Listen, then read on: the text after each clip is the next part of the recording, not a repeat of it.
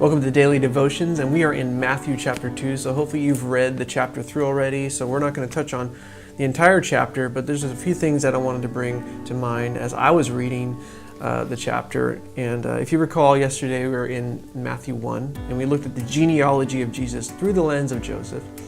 And in Luke, we see it through the lens of Mary.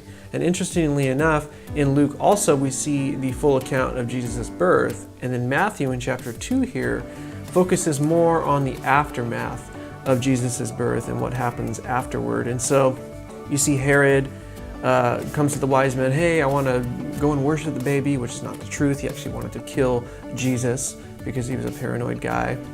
And so when he can't find Jesus, he just goes ahead and kills all the firstborn children there in Israel. And so because of this, being warned in a dream, Joseph takes Mary and Jesus flees to Egypt, but then returns to Nazareth. Now, Spurgeon touches on the idea of Nazareth being basically the riverside of the area there. It's a place that you don't really want to go, but a lot of people have to live, myself included. In the ghetto. Anyway, it's a place that a lot of people like to leave. It's not really a destination place. And so you can imagine Mary gets pregnant. He's engaged to be married to Mary. And so everybody's looking at him like, bro, come on. And he's like, no. It was the Holy Spirit. It was God. And yeah, bro, we know you messed up. And it's like, no. So you can imagine that's not a place you want to stick around because now your reputation is tarnished. And so I would imagine leaving Nazareth, not such a big deal for Joseph. But then he goes all over the place. He goes to Egypt. He's in Bethlehem where they have the baby.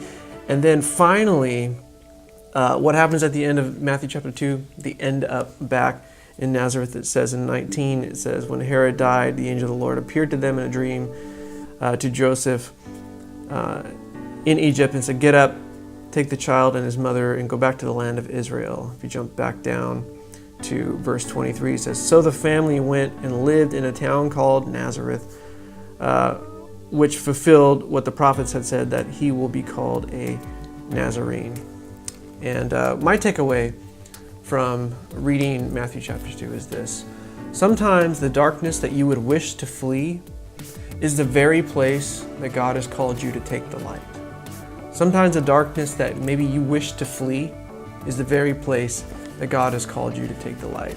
I don't imagine Joseph was too stoked on going back to Nazareth, but he had to go back there to fulfill what the prophets had said.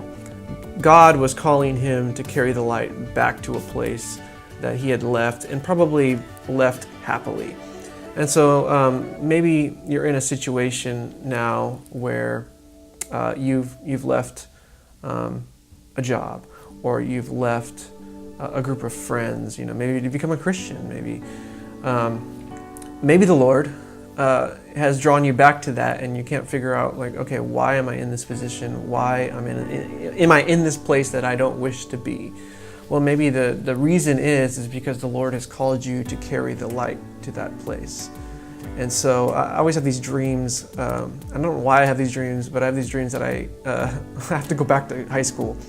They call me up and said, hey, we messed up. You got to go back to high school. And high school was not a place I want to go back to. I was not happy to be there when I was there. I was barely in class. I ditched a lot. Just didn't like high school. And so, like, in my nightmares, I have to go back to high school. Well, what's your high school? Maybe you're living your high school right now. Literally, some of you are. And you're in a place that God continually calls you back to. Remember that if you're finding yourself in a place that you don't wish to be, maybe God has called you to take the light into that place. And so that's what I have for you today. I love you guys, and I will see you for tomorrow's reading in Matthew chapter 3.